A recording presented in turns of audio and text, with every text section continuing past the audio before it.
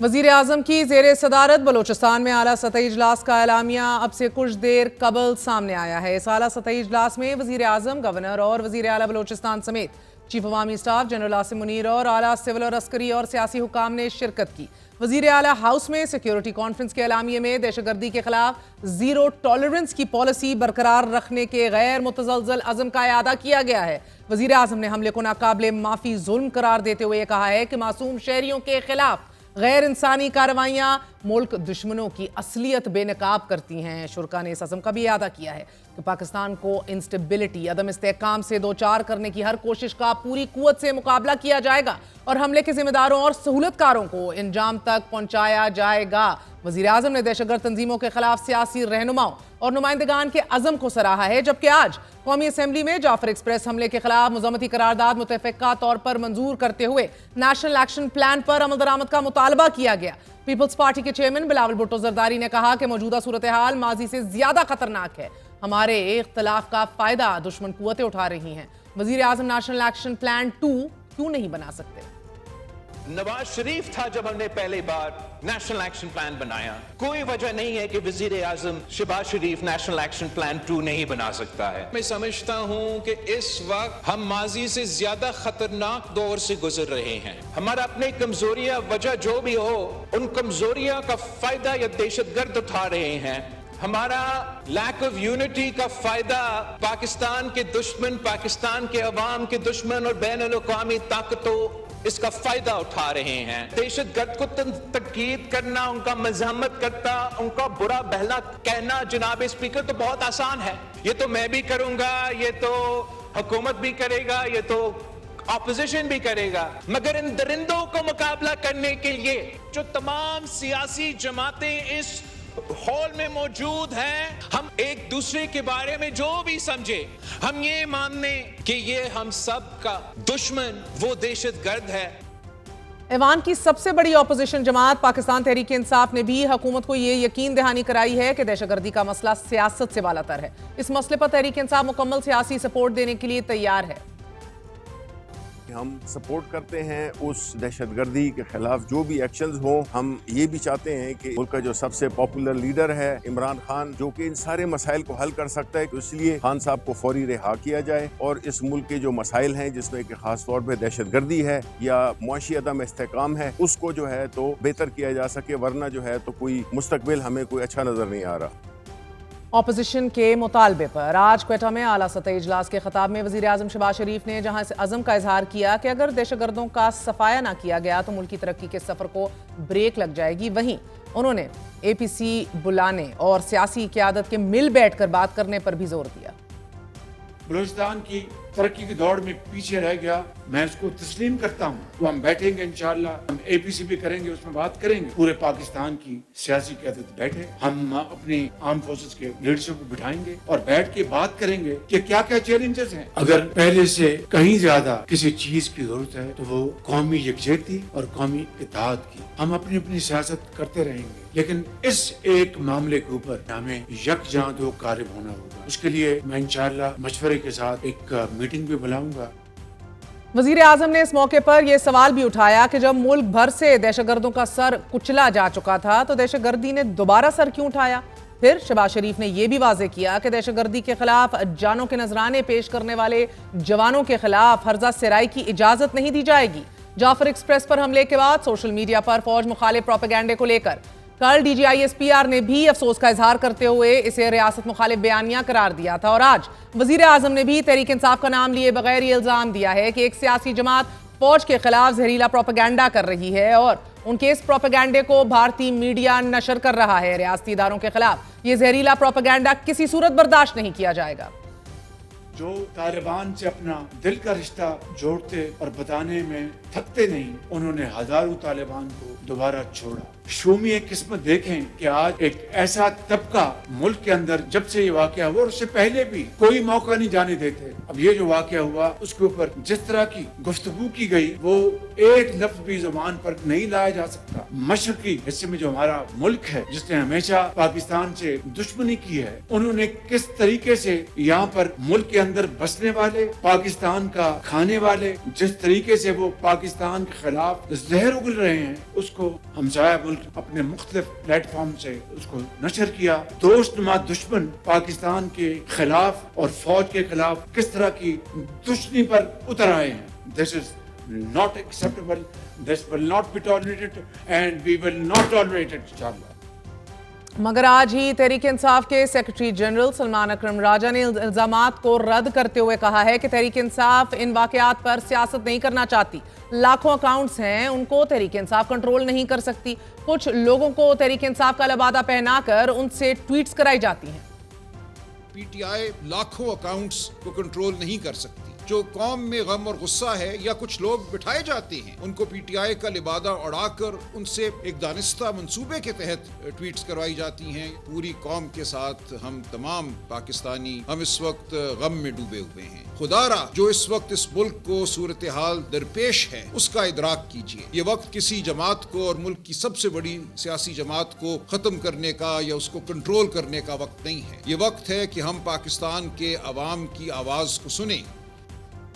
संगीन इल्जामात में मगर दहशतगर्दी के हौलनाक वाकयात पर मिल बैठने और सियासत ना करने की बयानबाजी भी जोरों पर है। जिन्होंने दहशतगर्दों के खिलाफ सीसा फैलाई दीवार बनकर इस संगीन चैलेंज से नबरदाजमा होना है, वो मुल्क को लाहक इन खतरात के बावजूद मगर एक दूसरे के गिरबान चाक कर रहे हैं।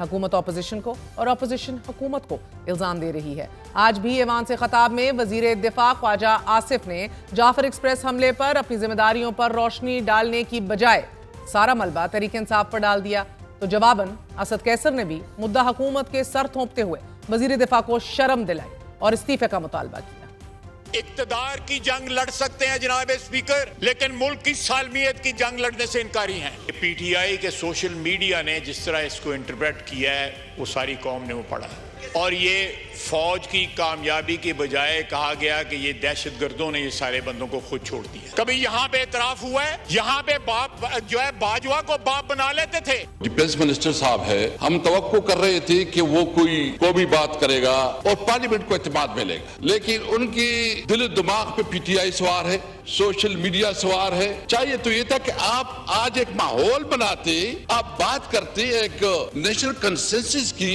ख्वाजा साहब जो है ना, आप सुना रहे इस पे कितनी दफा उन्होंने बलूचिस्तान का जिक्र किया और इस पे अफसोस का इजहार किया है। उसको सब कुछ जो है ना वो पीटीआई के ऊपर जो वो इल्जाम तराशी करने पे तुला हुआ है। अगर कोई भी इसके अंदर कोई शर्म और हया होता, आज वो ये कहता कि मैं रिजाइन करता हूँ।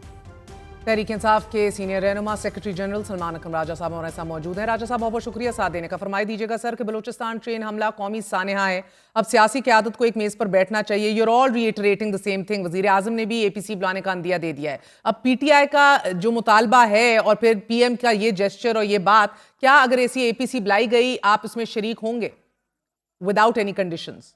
जी देखिए, हमने तो आज खुद ये कहा है, मैंने एक प्रेस कॉन्फ्रेंस की और उसके बाद ये कहा कि आनी चाहिए। हम बिल्कुल समझते हैं कि इस मामले पे बहुत संजीदगी से गौर होना चाहिए।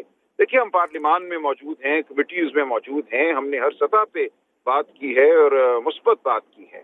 जिस तरह आज हमला किया गया PTI पे सोशल मीडिया के हवाले से और इल्जामात लगाए गए, ये बिल्कुल ही मैं समझता हूँ गैर मुनासिब बात थी। आप उमर अयूब साहब की बात सुनिए, दीगर जो हमारे अमायदीन पार्लियामेंट में हैं, असद कैसर हों, उनकी बात सुनिए, मैंने क्या बात की, मैंने क्या ट्वीट की, सोशल मीडिया पे क्या कहा। तो जो हमारी लीडरशिप है वो बिल्कुल इस साने के हवाले से मुत्तफिक है कि ये कौमी सानिया है। हमने इस गम में हम शरीक हैं। मगर सलमान साहब, आपके ट्वीट में देखूं या तहरीक इंसाफ के ऑफिशियल हैंडल को देखूं, माजरत के साथ आई अंडरस्टैंड आपकी तो बड़ी जिम्मेदाराना ट्वीट्स हैं, मगर ऑफिशियल हैंडल से आप लोग इस मंसूबा दहशतगर्दी और इस पूरे मंसूबे को ना सिर्फ इंटेलिजेंस एजेंसियों की बात कर रहे हैं, फेलियर की बात कर रहे हैं, गैर जानिबदार रुझान की बात कर रहे हैं, प्रायोरिटाइजिंग की बात। I mean at a time जब मुल्क क्राइसिस में है, एट अ टाइम जब we are bleeding out and we are fighting on the front line. वो बात अपनी जगह है। देखिए, उस बात को आप रद्द नहीं कर सकते। जो बात हमने की है वो अपनी जगह है।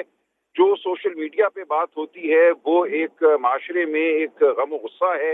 एक इलेक्शन लूटा गया है। बलूचिस्तान में सबसे ज्यादा जमहूरियत को सल्ब किया गया है। 77 साल से वहाँ यही हो रहा है, जो अब पूरे मुल्क में हो रहा है, तो इसको आप नजरअंदाज नहीं कर सकते। मेरा अगर मुझे एक सवाल पूछने दें, मेरा सिर्फ मुद्दा ये है, मैं ये नहीं कह रही नजरअंदाज कर सकते हैं या ये सवाल ही ना उठाइए, the timing of the question is of relevance. ठीक है, देखिए टाइमिंग पे एक डिबेट हो सकता है। हमने जो बात की है, जो लीडरशिप मौजूद है उसके अंदर हमने जो गुफ्तगू की है वो आपके सामने है। आप पूरी गुफ्तगू को सुनिए। और हमने बिल्कुल यही कहा है कि पहला काम जो है वो गम में शिरकत है, वो मग़फ़िरत की दुआ है, बाकी तमाम बातें सर एक अगेन मैं आपकी बात को सर आंखों पे रखती हूँ, मगर सब कुछ कह देने के बाद और सहाफियों से लेके सिविल सोसाइटी और अगवा और तहस नहस और एजेंसियां और सबका नाम आई एम नॉट सेइंग कि आपका राइट नहीं है बात करने का, the question is again timing. ये सब कुछ कह देने के बाद अनइक्विवोकली भी अगर आप सपोर्ट करें और कहें कि हम साथ खड़े हैं, छाती पे हाथ मार के भी कहें हमें दर्द है, does it really mean the same thing? It does. देखिए मुझे नहीं पता आपके अकाउंट्स का किस पर्टिकुलर, मैं पीटीआई के ऑफिशियल ट्विटर हैंडल का कर रही हूँ सर, आपको पढ़ के भी सुना सकती हूँ, तो फिर आप इससे इजहार ला ताल्लुकी करते हैं एज ए सेक्रेटरी जनरल? नहीं, देखिए ये बात चल रही है, हम ये बता रहे हैं कि ये हैंडल्स जो हैं होते हैं, इन पे बात जो हो रही है वो एक जो माशरे में जो एक सोच है उसकी अक्कास है।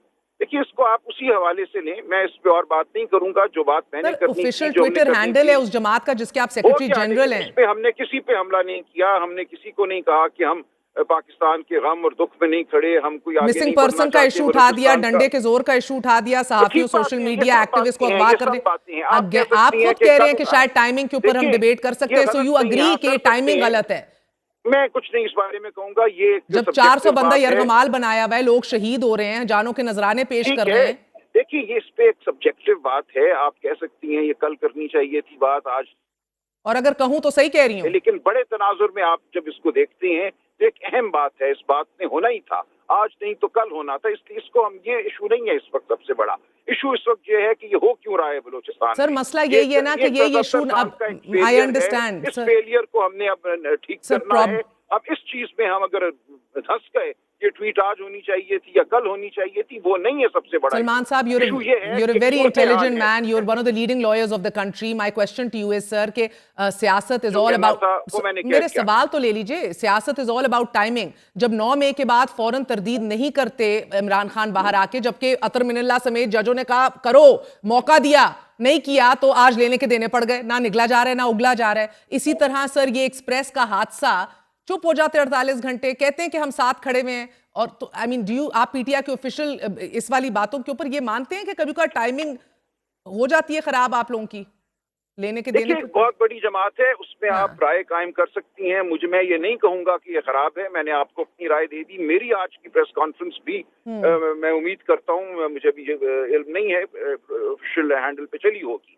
तो हम तमाम जो रुझानात हैं, एक बहुत बड़ी पाकिस्तान की सबसे बड़ी जमात के अंदर मुख्तलिफ रुझानात रखने वाले लोग होते हैं, उसमें एक स्पेक्ट्रम है, वो अपनी अपनी बात करते हैं, आपको उस बात को सुनना चाहिए। ठीक है। और सर मैंने अपनी बात कर दी और लोगों ने भी अपनी ठीक है, मैं आगे बढ़ती हूँ सर। कल डीजी ISPR ने कहा रियासत मुखालिफ बयानिया और नाम लिए बगैर, आप लोगों का जिक्र ही था, आज वजीर आजम ने भी नाम लिए बगैर जहरीले प्रोपेगेंडा और एक सियासी जमात आपका जिक्र किया है। देखिए ये गलत है ना, आप इस उनकी गुफ्तगू को बहुत ज्यादा अगर बढ़ावा देंगी तो आपको बढ़ जाएगी बात।